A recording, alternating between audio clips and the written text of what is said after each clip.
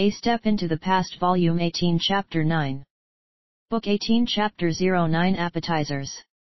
After a teasing performance by the song courtesans of premier mentor residents, Meng Ao, Wang Wan, and Caize led the entire hall in toasting Lu Bue for his birthday, adding to the lively atmosphere.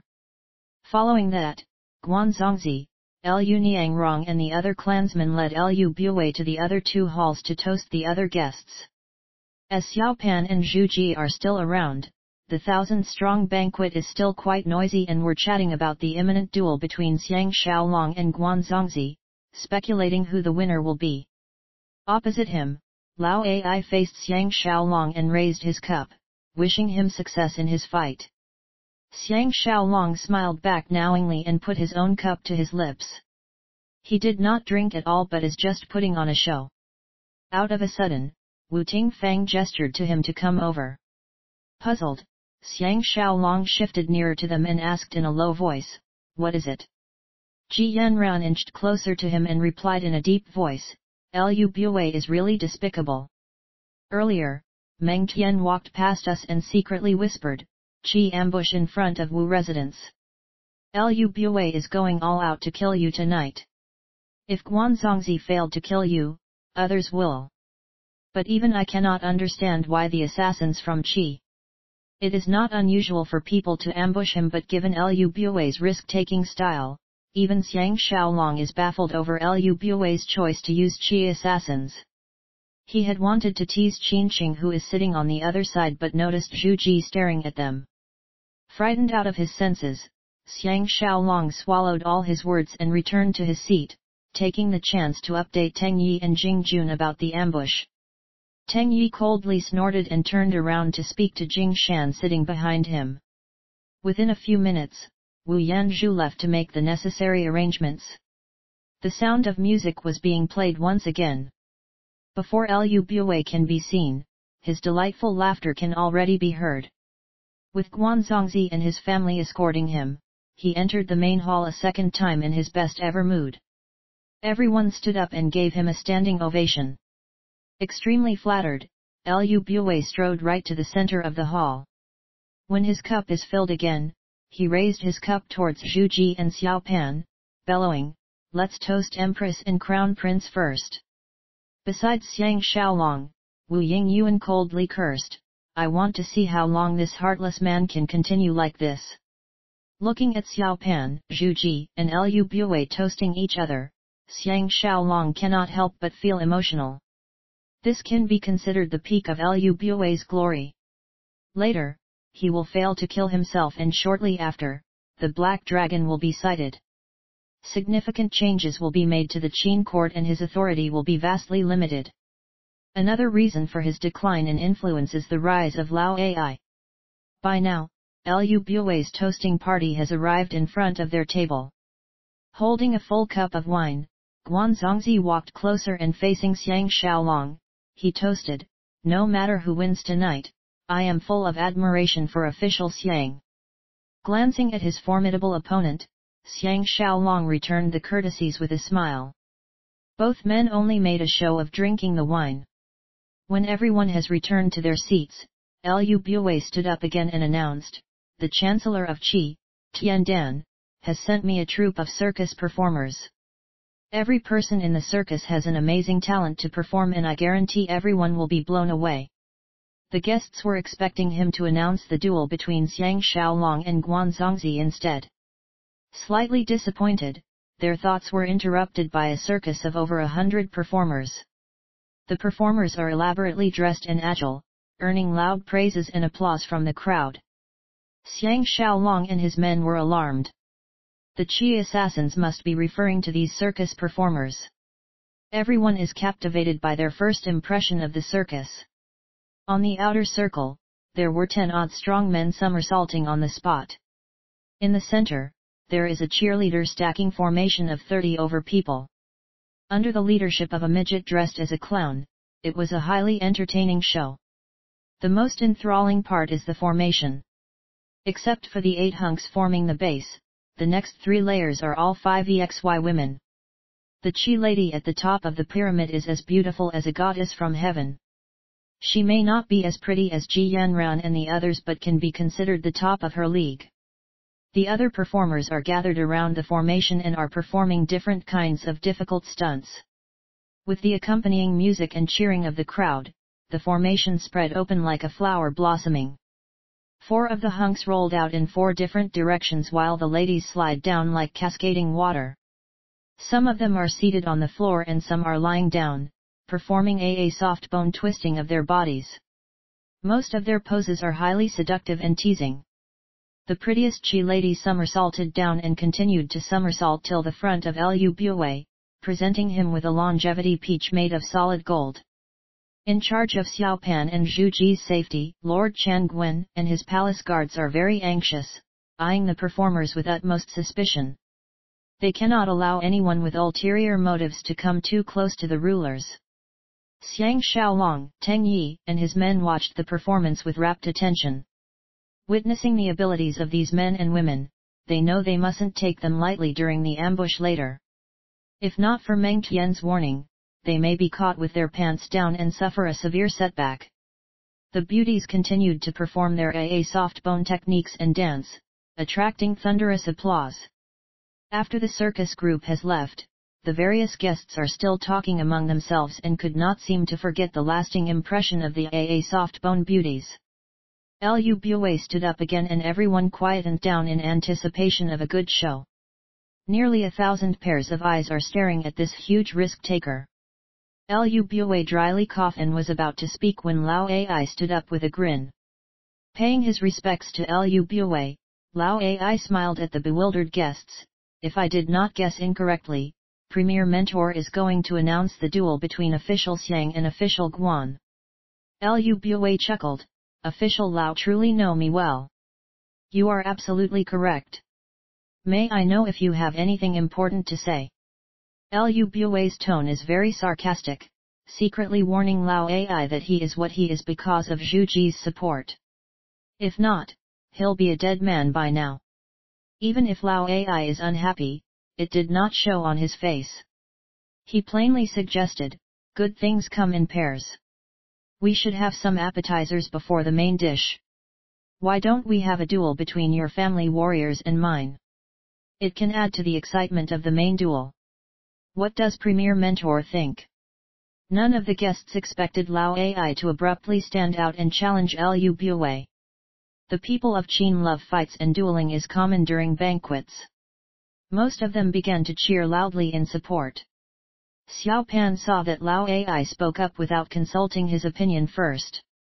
He knows that with Zhu Ji's support, Lao Ai does not hold himself in high regard and is even more arrogant than Lu Bue. His mind began to detest this man even more. Wu Yingyuan whispered to Xiang Xiaolong, Lao Ai wants a piece of the action. Xiang Xiaolong smiled knowingly. He naturally understood what Wu Yingyuan meant. Since the rise of the warlords in the Zhou dynasty, it became popular to recruit and house family warriors as a show of might. Besides having talented men to assist oneself, it is also a status symbol. It is also common for the family warriors of different warlords to engage each other in friendly competitions. With Zhu Ji's support, Lao Ai's influence has been growing exponentially. He wanted to use this platform as an opportunity for himself to showcase his might and gain recognition and fame. If his own warrior can defeat Lu Bue's warrior, the value of the warrior will go up and it will also look good on him, killing 2 birds with 1 stone. To a certain extent, Lao Ai believes that Guan Zongzi has a higher chance of winning the duel. If he can clock his own victory, even if Guan Zongzi really defeated Xiang Xiaolong, Guan Zongzi is not the sole winner tonight. Lao Ai himself will have a winner too and ruin the perfect winning dream of Lu Bue. Xiang Xiaolong scanned the expressions of Lao Ai's followers and noticed that Ling Qi expression is slightly abnormal. He immediately knew that this scheme is hatched from his brain and reminded himself to be extra cautious of this man. Lu Bue chuckled again and seems to have seen through Lao Ai's intention. He turned around and bowed to Xiao Pan. Friendly competitions can add to the excitement and liveliness of the banquet. It can also showcase our talents of Qin. Will the Crown Prince please approve? Lao Ai and Zhu Ji's face lost some color, knowing that Lu Bue intentionally asked Xiao Pan for permission because of ill intentions. He wanted to increase the discontentment between Zhu Ji, Lao Ai, and Xiao Pan. He behaves as if he is the only one who respects Xiao Pan. The whole hall quietened down and 1,000 pairs of eyes are now staring at this future Qin Shi Huang. Xiao Pan was smart enough to ignore Lu Bue's intrinsic meaning. Grinning, he faced Lao Ai and asked, "Who is subject Lao sending out to show his expert sword skills?" Han Ji stood up and strode towards the center of the hall. Kneeling down, he reported, "I am Han Ji from Inner Custodian Residence. Will Empress and Crown Prince grant me the permission to fight?" His words hint of arrogance and he emphasized Zhu Ji's title, openly opposing Lu Bue's lack of consideration for Zhu Ji earlier. For the past month, Han Ji is gaining some reputation in Xianyang City and he is almost as famous as Xiang Xiaolong and Guanzongzi. Every guest is thrilled to see him stepping out to fight and cheered even louder. Lu Bue smiled slightly and sat down. Xiao Pan faced Zhu Ji and proposed, "Will Empress please decide?" With his words, everyone became even more excited. This appetizer fight is definitely taking place. After all, Zhu Ji will not go against the wishes of her favorite subject Lao Ai. As anticipated, Zhu Ji softly consented. Han Ji is one of the best students of Ji Xia Sword Saint Mr. Wang Yu, Cao Quideo. Your swordsmanship must be unparalleled. However, Premier Mentor Residence has no lack of talent. Please send your best man and make Mr. Han exhibit his top skills, giving us the chance to marvel at his proficiency. Teng Yi saw that Zhu Ji is obviously supporting Lao Ai and putting Lu Bue down. Even though he has no good feelings for Lu Bue, he could not help but whispered to Xiang Xiaolong, "How I wish I can go up there myself and kick Han Ji that turtle sorry at SS." Amused, Xiang Xiaolong replied, "Second brother will have your chance. Why not use this chance to see what wondrous skill this turtle has?" Jing Jun affirmed, "I am confident traitor Lu will send Su Shang out. Except for him and Guanzongzi, there is no one who can match the turtle's skills." Besides the three of them, all the other guests are also speculating who will be the representative from Lu Bue's side. The outcome of this fight will affect Lu Bue's standing and prestige. Lu Bue will have to make a careful choice. True enough, Lu Bue's eyes rested on Su Shang. Without prior notice, Su Shang's martial brother Lian Jiao coldly snorted and stood up, bowing, "Will Premier Mentor please allow me to fight on your behalf?" Lian Jiao is also considered a hot favorite among the expert swordsmen in Qin. He displayed his skills on many occasions and has helped Lu Bue won many battles. Seeing him volunteering to fight, everyone cheered loudly for him. Apparently, Lu Bue has confidence in him too. He approved with a nod, "All right. Remember, this is a friendly match." Guanzongzi and Su Shang frowned at the same time, showing their lack of confidence in Lian Jiao. Drum beats are being sounded. Everyone knows that a good fight is about to happen. Both men stood several feet away from each other and are lined up so that Zhu Ji, Xiao Pan, and Lu Bue can see both of the equally well from the hosting tables. Both men paid their respects to the hosts before quickly turning around and facing each other. The four eyes met one another. Normally, Han Ji maintains a proud look, but presently, he is like a completely different person. He looks extremely serious and focused all his energy in assessing his opponent. He did not show the least sign of underestimating his opponent. His right hand is holding onto his sword hilt in a firm but relaxed manner. His legs are apart and he looked as steady as a mountain. He did not strike any fighting pose, but his simple standing there has already given everyone the impression of a terrifying expert swordsman. Even Xiang Xiaolong and Teng Yi are secretly rooting for him. His eyes became as sharp as a sword and he showed no signs of emotion, making him appear to be a deeply mysterious and unfathomable character. The hall is so quiet one can hear a pin drop. Everyone held their breaths in silence and did not show any signs of impatience. It is not that everyone is patient tonight, but somehow, the immobile Han Ji's fighting aura has already filled the hall and stifled everyone. The stifling aura conveys one clear message: he will not attack unnecessarily, but if he attacks, it will be an earth-shattering attack with ultimate strength and precision. Across Wu Yingyuan's back, Teng Yi wondered, this kid is Shan Ro's martial disciple. Why are their sword styles so different? Xiang Xiaolong had just exchanged a knowing look with Ji Yanran. Hearing his words, he explained, since Cao Quidao can train two completely different students according to their abilities, we have to accept that he is already at Grandmaster level. Teng Yi nodded in agreement. An ordinary sword master will only know how to impart his own skills to his disciples and create copies of himself. Only someone who has transcended all sword skills can teach according to the aptitudes, strengths, and shortcomings of his students.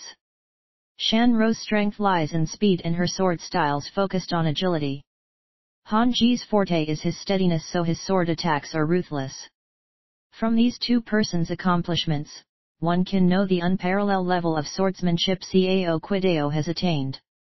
Opposite him, the usually insolent Lien Jiao is equally serious in this life and death situation. He waits patiently for Han Ji's first move. On the surface, there is no sign of him losing out in terms of fighting spirit. His long sword has been drawn and held horizontally in front of his chest. However, everyone can feel that he is inferior compared to Han Ji, who hasn't even drawn his sword. After some time, both men are still waiting for each other to move first.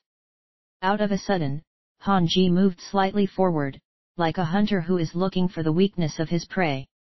His eyes grew even sharper and he stared unblinkingly at Lien Jiao. Although the distance between the two men is still about the same as before, it felt like Han Ji had already made the first move. It is a feeling that cannot be put into words.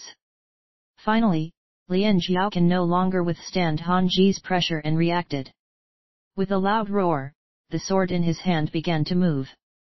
Matching it with precise footwork, he closed the distance between him and Han Ji. After a few fake moves, the sword eventually culminated in a strike at Han Ji's right hand that is holding onto the sword hilt. In the eyes of the experienced swordsman, Lien Jiao's every move can be used to deceive the enemy and increase his own ferocity. His sword moves have reached the peak in terms of attacking strength management. He is also wise in attacking his opponent's hand directly. This way, it is more difficult for Han Ji to pull out his sword to counter-attack. Even if Han Ji does not suffer any heavy injury, a small mistake during a duel of expert swordsmen can be the cause for failure. In conclusion, Lien Jiao is worthy of being classified as a top expert swordsman based on his sword skill and attacking strategy. Even Xiang Xiaolong felt that Han Ji has underestimated his opponent and is feeling sorry for him. Zhang. Using his right foot, Han Ji stepped forward by one step and his body is in an odd position. His sword slid out in a bright shimmering flash. In the split second that was too close for comfort, he managed to use his half-drawn sword to block Lien Jiao's devastating blow. Never in his wildest dreams did Lien Jiao expect such a bizarre move from Han Ji. He could not change his attack as he had put in all his effort. Han Ji actually took another step forward and hit out with his right shoulder, knocking squarely into Lien Jiao's chest.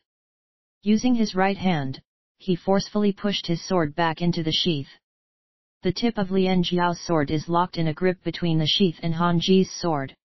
Everyone present is thoroughly shaken.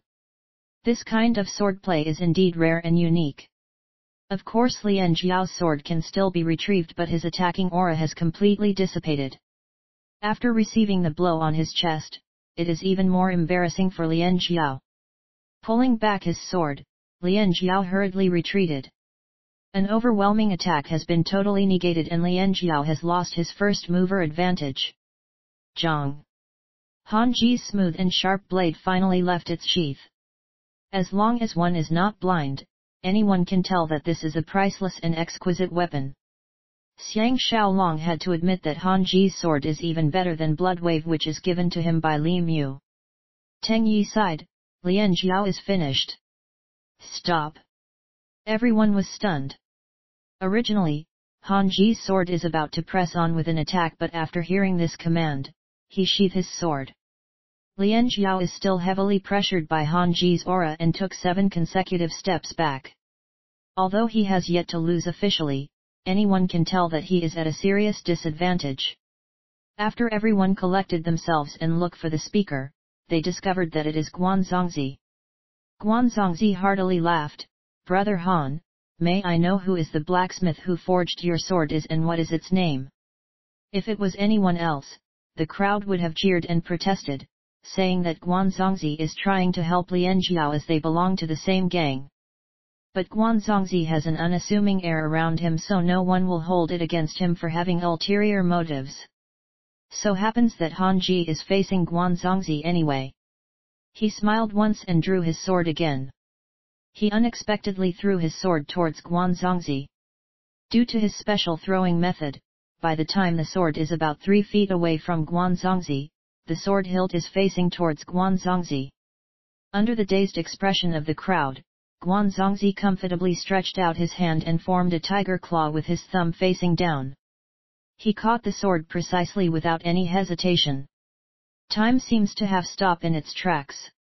The conceited aura of the sword has been dissolved as it lay obediently in Guan Zongzi's hands.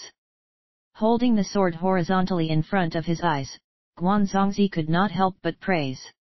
Witnessing Guan Zongzi's skill in catching his flying sword, Han Ji is slightly agitated like everyone else.